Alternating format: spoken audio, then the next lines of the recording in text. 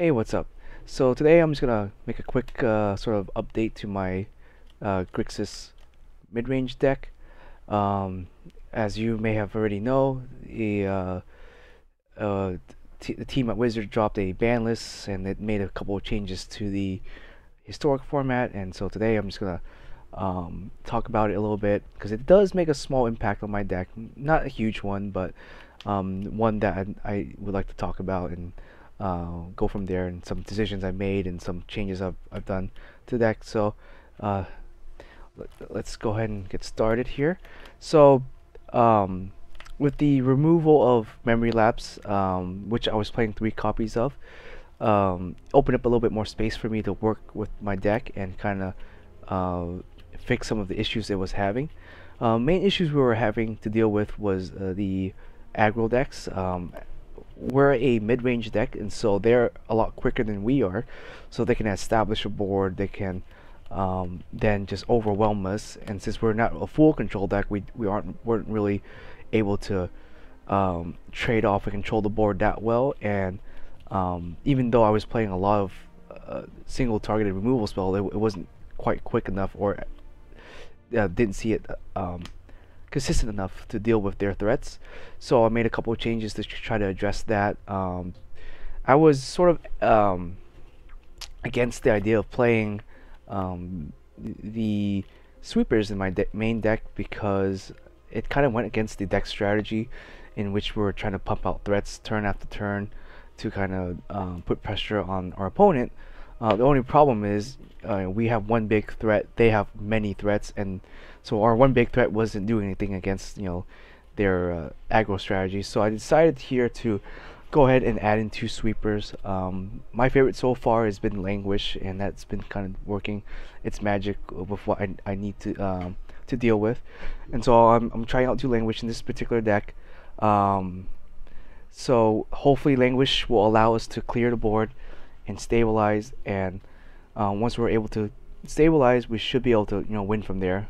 Just much like my Esper deck, once we get to the mid game, we'll either drop threats or we'll clear the board to stabilize.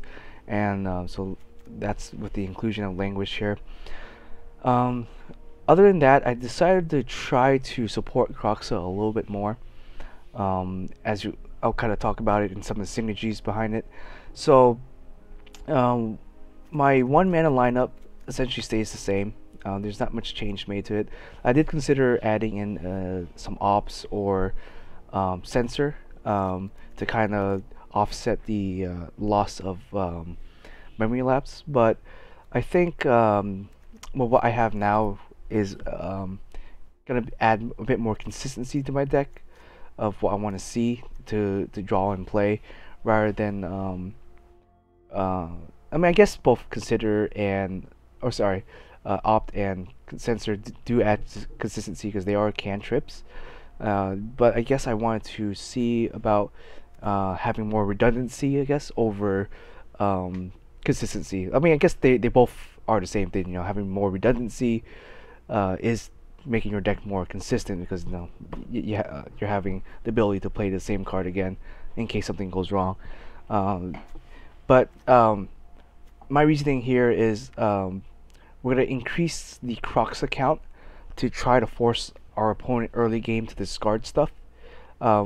Granted, I could probably just play Inquisition instead, but the problem with Inquisition is it's adding more disruption with, like, Thoughtseize and Inquisition is that they're kind of a terrible top deck. If you open too many, you're not going to have any threats on the board. You're just gonna discard, or you top deck it in the mid to late game. It's not really a threat, and you're essentially not doing what you want to do with this deck, and that's pumping out threats. So by adding in a Croxa, I'm able to have something in the grave. Granted, they can try to play around the Croxa, but having a 3rd copy will allow me to see it more often, and if they are playing some sort of graveyard removal, it just adds redundancy to my deck. So like if they remove one, I have the ability to maybe later in the game to draw my 2nd or 3rd copy and play them from there.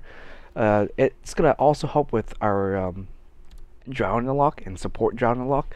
So Drown and Lock, in my opinion, is going to be the better counterspell this format, or because or at least in terms of 2 mana counters, it serves as both removal and a counter card. Only issue with it is because Historic is so slow. Well, not like super duper slow, but it's slow where by turn 2 or 3 our opponents maybe has 0 cards in the grave, or maybe 1 or 2 at best. And some of the stuff that we want to be countering would be the 3 mana, 4 mana, 5 mana stuff, which for obviously with no fetch lands and stuff, our opponent's not going to be having that many cards in the graveyard for us to kind of shoot down with Drown and Lock, whether it's a creature or a spell card. So with all the with the Kroxa, the Thoughtseize, and the Cabolas, we should be able to support triple Drown and Lock, and maybe even 4. We're not quite as good as Rogue. Rogue, they attack you, they're milling your cards anyway, so they can definitely support 4 copies of Drown and Lock, and it always be live against everyone. Where with us, if we were playing 4 copies, if we open up with 2, maybe even 3 copies in our hand, it's just not going to do anything. It's even worse than a land, or worse than a cantrip, because it's just going to sit in our hand until our opponent does something. Because Drown and Lock is definitely a more super reactive card, and we in this particular deck we want to be a little bit more proactive anyways, but Drown and Lock does give us the ability to play control when we need to.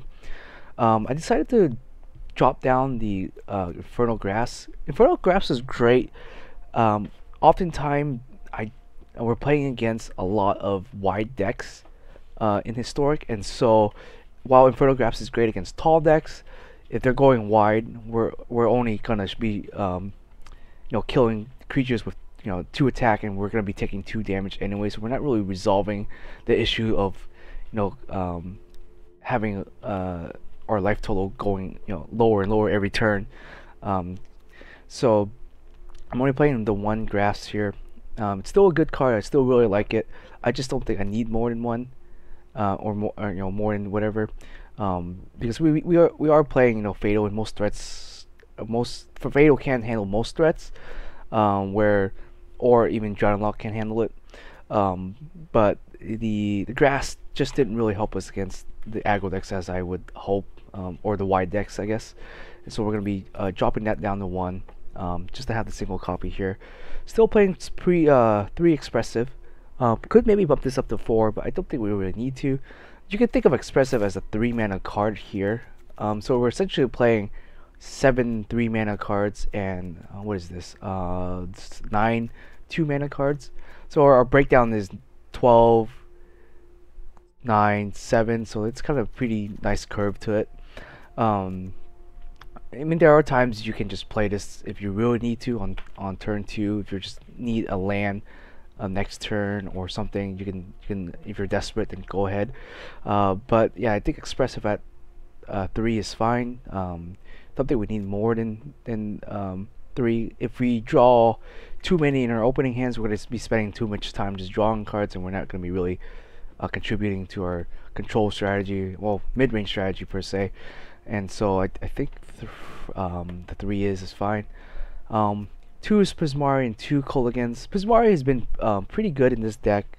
Has been able to kind of pump stuff into our graveyard, getting rid of our dead cards in our hand, dealing with some threats, accelerating the deck 1 turn ahead to drop like a bolus on turn 5, or sorry, turn 4. And so it has its utility, but it's also a very minusy card too. But that's just the nature of this type of card. And to kind of make up for that, we are playing the Kolaghan's. This is a usually a 2-for-1, so it's a pretty good card. We oftentimes don't get the chance to really return a creature from our grave to our hand, because we're only really playing 7 creatures, and so that mode is not too great. But the forcing our opponent to discard at instant speed, and destroying their artifacts and dealing damage are all pretty good modes to choose from. As I mentioned, I'm playing the Language now in my deck, just to try to help us stabilize against wide boards, and it gets rid of indestructible stuff like that, where we can't deal with effectively with fatal pushes or infernal or drowning lock. Um, still it's the same three planeswalker. We don't really need any more than that, because Mega Bolus will switch us from kind of like a mid-range threat, from dropping our 4 mana threats here into sort of a control late game, and it's the only really good planeswalker that essentially pluses 2 every time it upticks. So having like a Croxa and a Bolus out on board usually ensures our victory. So yeah, we'll still keep it at 3. I don't think we need to really up that or down it anymore. In terms of the mana base, I still kept the same 23 lands. I think with what I have here with the searches, the Consider, and the Prismari, and all of this basically expressives, we should support a low count of lands, but I don't want to dip below 23 just because I think the algorithm in Arena will kind of screw with us. So we're going to end up with a lot of hands where we're only drawing 1 or 2 lands, and the rest of the time we're not going to see any lands at all. So that's the only reason I really want to stick with a 23 land count. In terms of our sideboard, we didn't really change too much. Because I'm putting the languages into my main, I open up a little bit more space. So I threw back the Ashiot, and I threw back another gold blank card. Right now they're kind of just placeholders. I don't know what this deck needs yet. It might need more sweepers if we play against more aggro decks in the best of 3. Then we might add in more sweepers. Maybe we'll add in Ritual Soot or Cryo Carnarium or Anger of the God. Right now I think I'm just gonna leave it as is. I think we have enough graveyard hate. I want to say 1, 2, yeah, 4 cards, 5 cards for graveyard hate. Maybe I can take out the Ashiot because that doesn't really do anything for us. That's more of a control card. But I mean, it sort of accelerates our game plan by dumping stuff from our deck to the graveyard to feed Croxa. But I think I mentioned before, 3 mana for essentially what Lantern does is kind of slow and kind of feels bad sometimes. And we don't. Its static ability just doesn't really play much of an effect in Historic, since no one's really playing any searching cards anyways. Any other card I want to talk about? I think I already mentioned Opt and Censor. I think there was one other card I wanted to talk about, but I can't quite think of it. Anyways, we're gonna try this out. We'll probably do some best of 1s, best of 3s, just to see what the deck lacks and what it needs and what other further improvements we can make to it. I think with this lineup, I think we should be okay. What's that one card? Yeah. So I think with this lineup, we'll be okay, and we'll try it out and go from there. Yeah, thanks for watching.